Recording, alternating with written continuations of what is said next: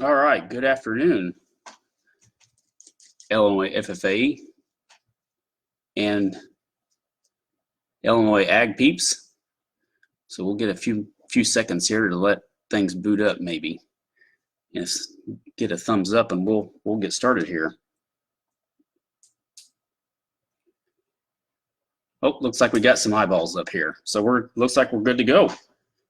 So like I said, good afternoon, Illinois FFA members and Illinois FFA Association and Illinois Ag peeps. This is pretty awesome.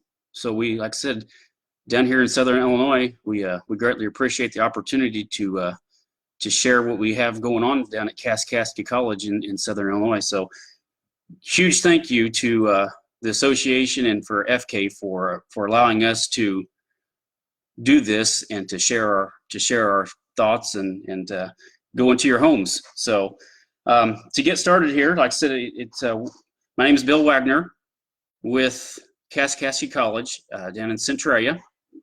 We are a small community college, and I am one of the two instructors. Aaron Heinzmann is the program coordinator, and he also is the other instructor down at Kaskaskia College. So like I said, huge thank you to Illinois FFA Association and, like I said, for FK for allowing us to do this and setting this meeting up for us. So a little bit about myself. Questions here, and like I said, we got some questions coming up here, and if you have questions throughout this, by all means, like I said, shoot them this direction. We'll try to answer them. I'm not very techy, so I appreciate Megan helping me out yesterday, setting some things up. So a little bit of my background. Bill Waggoner. I have been at Kaskaskia for, goodness, I started there in 2011. Prior to that, I taught at Dietrich High School Ag as well as St. Elmo High School. My teaching career started in 2002. So we've been in the ag education sector for just a few years. Love every minute of it. Love the students. Like I said, we all the ag teachers have a heart and passion for what they do, and like I said, kudos to all the ag teachers that are out there doing what you do, especially with continuing education from your houses. But where we're sitting at the Waggoner farm here. So like I said, welcome to my house. But I did grow up on a grain livestock farm, not very big. Like I said, it was more so just a hobby farm. My dad was actually the teacher at my high school, South Central High School. He was the ag teacher there. So apple doesn't fall too far from the tree. It seems like I've been embraced in agriculture basically all my life. I'm on that part. But like I said, grew up on a small corn, soybean, wheat, a lot of alfalfa hay. Had some cattle and just the whole green acres type of scenario. So it's always been a pleasure to still be embraced in the agricultural community on that part. My cohort, Aaron Heinzmann, he is from Clinton County. His home is Carlisle, and there again, he grew up on a farm as well. They were a dairy farm, and they did corn, soybeans, and they're still active in the corn, soybean row crop on that farming aspect. Going back to our education with it, I'm actually alumni of Kaskaskia College. I went through the Associate in Applied Arts program and obtained my teaching certificate down at SIU Carbondale, where I went through the program SLUKI. My master's is actually in administration, and then I also am tinkering with U of I on master's, and then some down at Carbondale with the master's in agronomy on that part. So we kind of have a good educational mirage, I guess, is a better way to say it. Aaron, my cohort, he went to U of I straight from the farm. He got his bachelor's degree in animal science, and then he continued on and finished up his master's in ag education up there at U of I. So he's an ace up there. So with all that being said, like I said, that's kind of our background there a little bit. So Emma, hi, we'll see you there. Like I said, we appreciate that as well. And like I said, Megan, I see you're there as well. So advice on Megan has a question here. What advice do you have on students students applying for that college or applying for college, my advice would be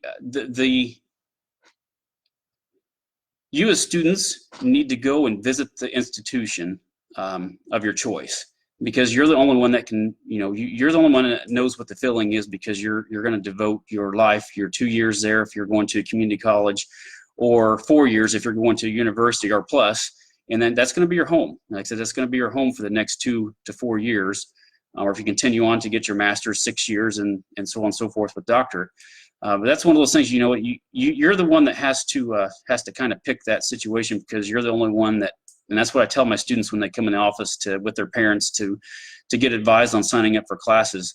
Mom and dad they may be writing the check for you, but it's ultimately your own decision, and you have to make yourself happy in making that decision. If you're going to be happy in that position and in that spot, then that's what it is. So go visit more than one spot. That's the key, is go visit more than one spot on that part. And like I said, don't have, I call them blinders. Don't put your blinders on and think that, because my siblings went to this institution that I have to kind of follow footsteps, or mom and dad went to this institution. It's you got to make your own decision on that. So good question. Like I said, good question. Keep them coming if you have more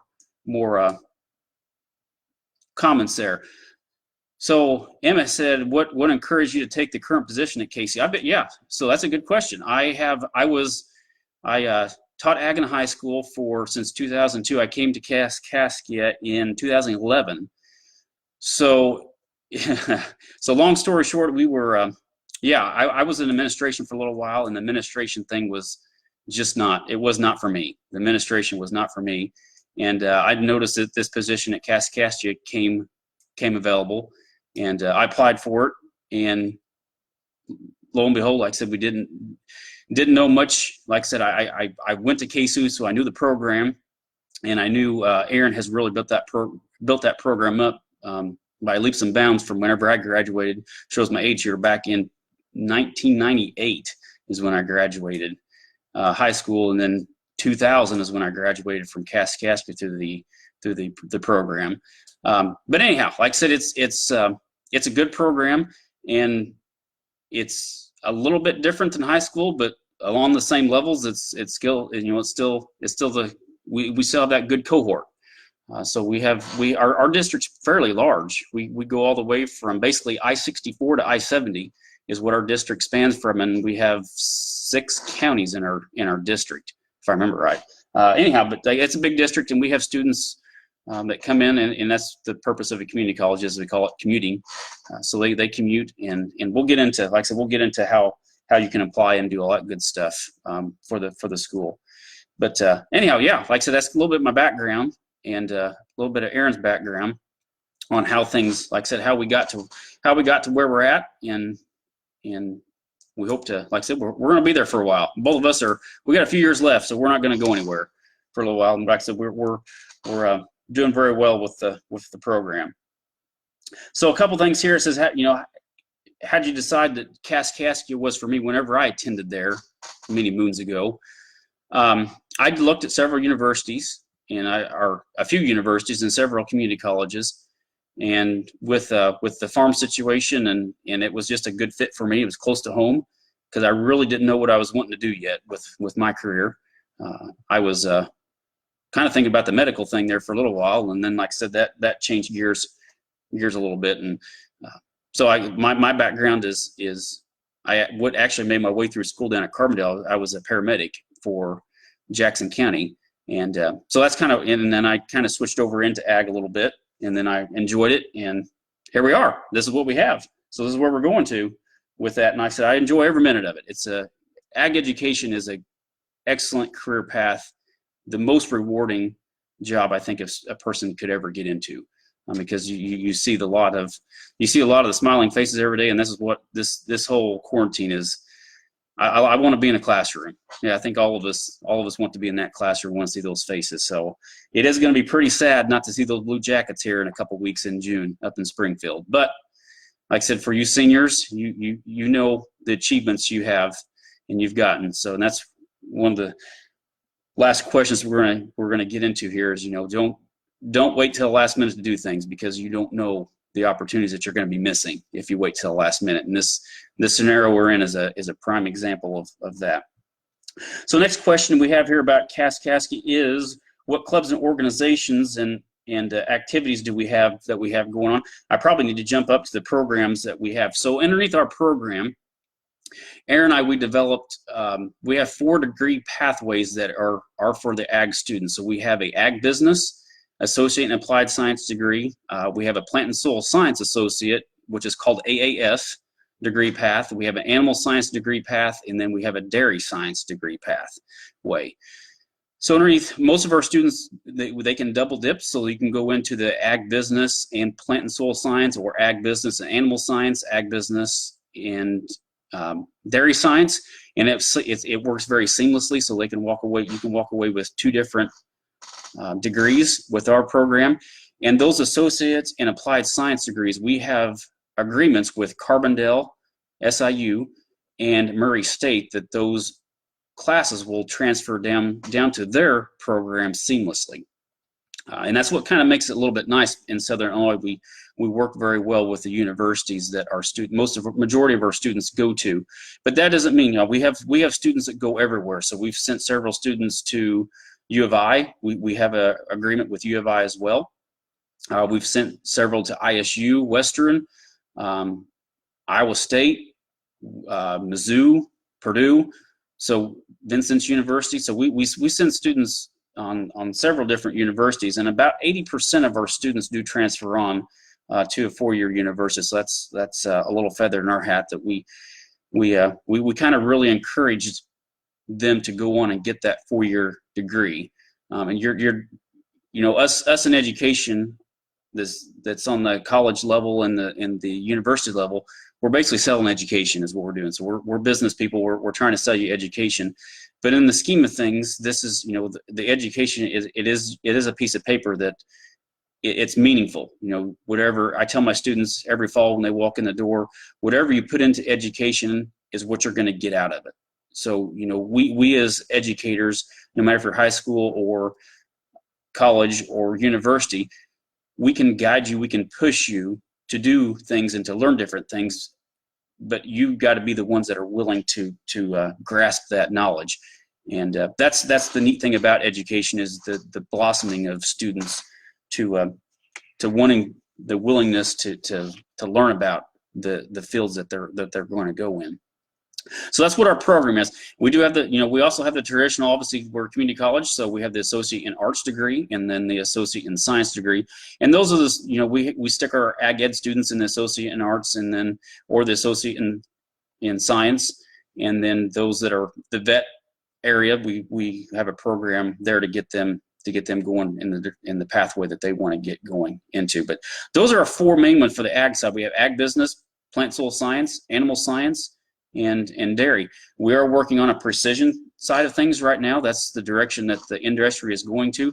We have precision sprinkled into several of our classes. So on the precision side, we have drones that we fly around. We have 65 acres of research. So we took over 4 years ago. We took over a research farm up in Brownstown. Fayette County Farm Bureau actually owns that ground. It was ran by the University of Illinois, and then obviously the budget cuts, they had to release some ground. So Fayette County Farm Bureau approached us, and we took that task on to keep that research going, and we're doing good at it. We can, they're always better, but there's always challenges with the farming industry, especially those who are in agriculture that are the production side of things. The last three years has just been a challenge to get the crops in and get the crops out with the weather that we've had. So that's our program in a nutshell. With the extracurricular activities, we are very active. We have a very good student body that really wants to be active in the PAS organization. So we send a group of students up to Springfield every fall to participate in the PAS, and we do the national PAS trip every spring, and we take a bus load. This last group, we were going, like I said, we were going up to Minnesota.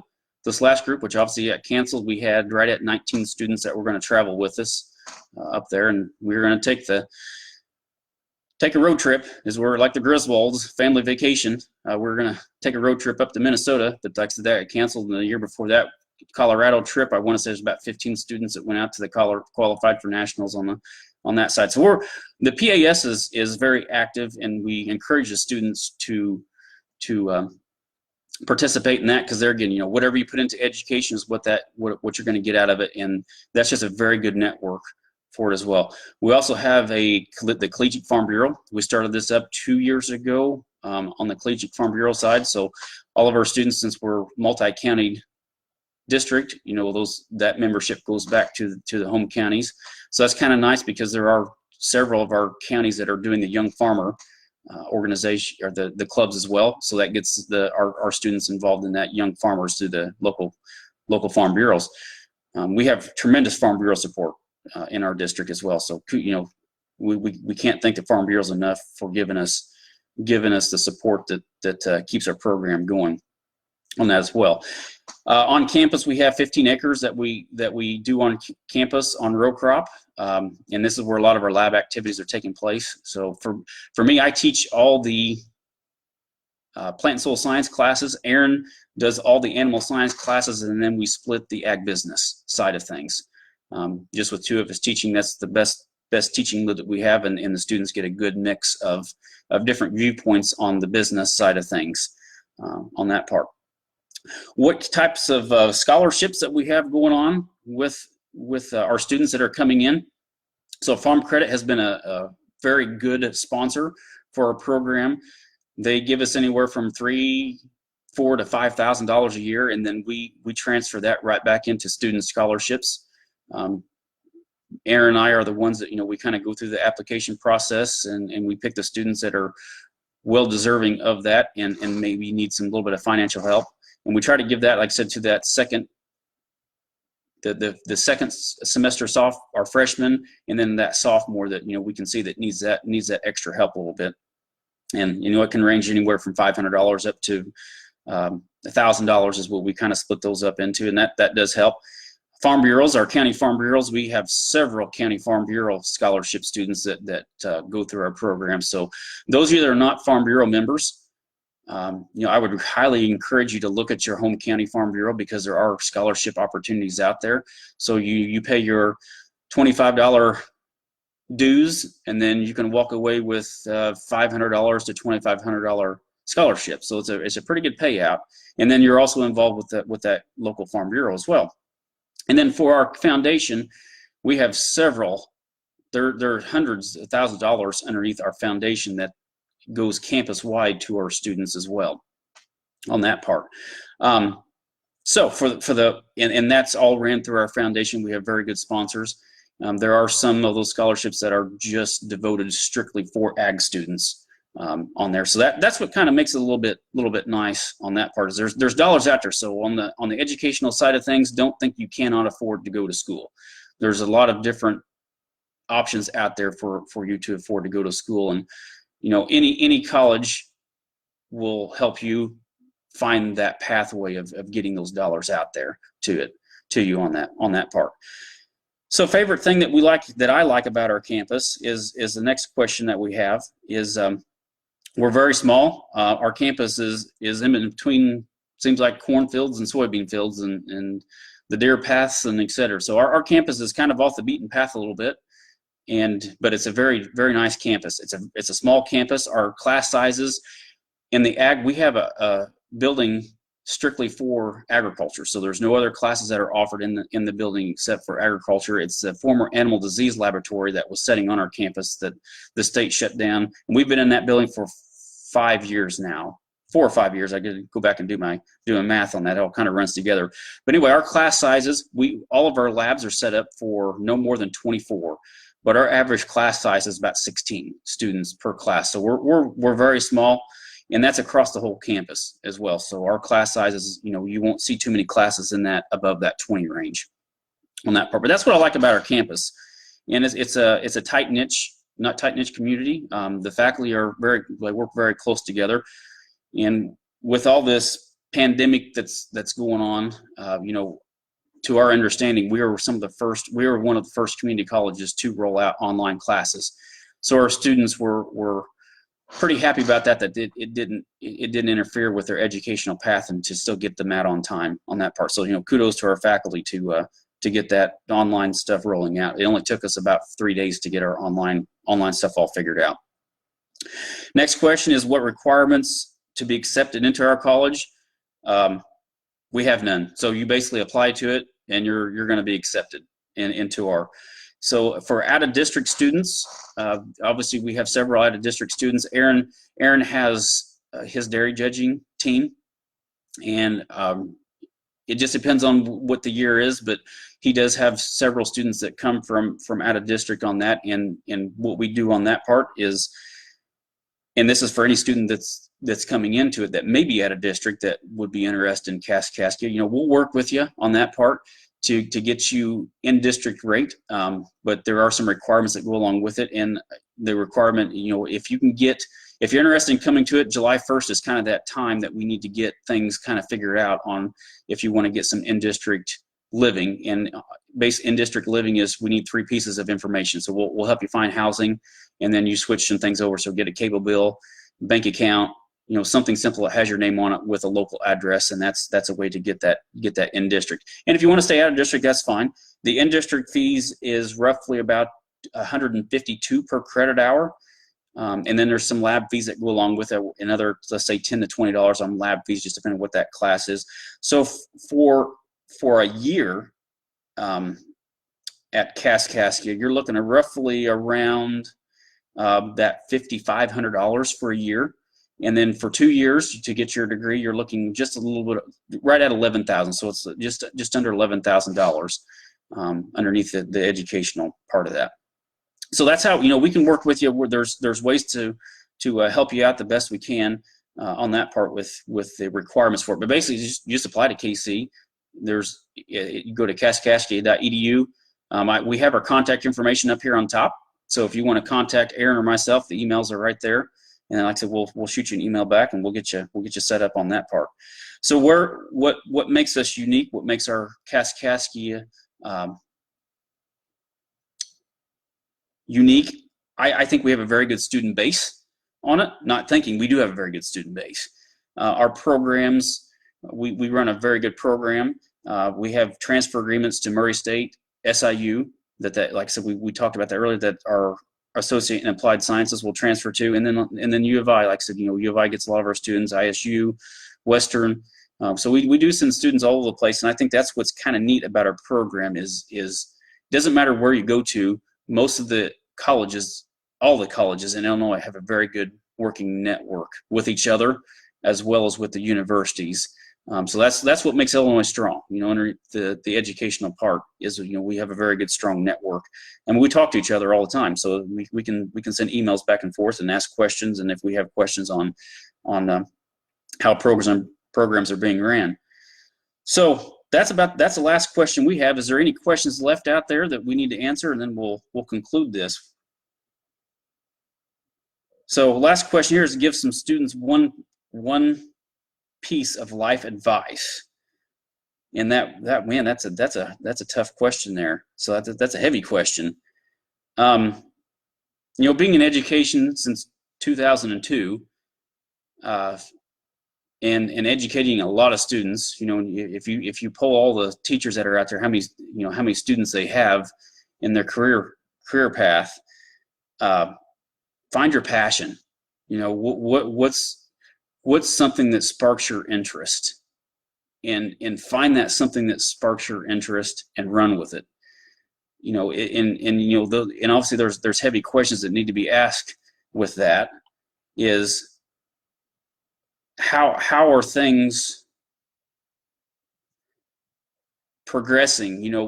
What career path are you going to go down, and how are things progressing that may make your career path that much more possible or that much more interesting? So that's one thing. Find your passion and run with it. And I have this sign that's hanging up in my office. It says, "It's hard to climb a ladder with your hands in your pockets." And that's just one of those things. You find something that's interesting to you and do it, and don't wait for somebody else to do it to see if they're interested in it. and then you decide to do it. And I think this year is probably the best case scenario for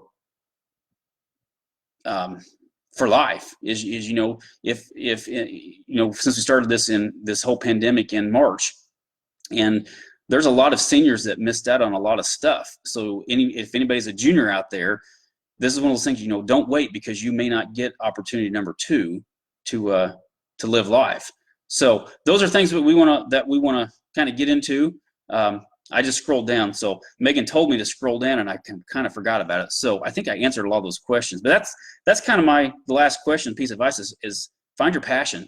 Find your passion and run with it, and then make smart choices. Sometimes high school and college students, we were all there. You want to make smart choices that want to follow your good path on it. So sometimes choices, you kind of dig yourself a hole a little bit, but that's, make smart choices and find your passion on that part. So there again, thank you to Illinois FFA. Thank you to the FK for setting this up for us and promoting Kaskaskia College. Our contact information is somewhere on this page. There again, I'm not very techie. So somewhere on this page, and you can figure it out. If anything else, you can get a hold of the FFA office, and they'll guide you in the right direction. So to all of you, be safe. Glad to join your homes, and like I said, we'll be sad we're not seeing most of you here in June. So, but there's always next year. We'll chat with you later.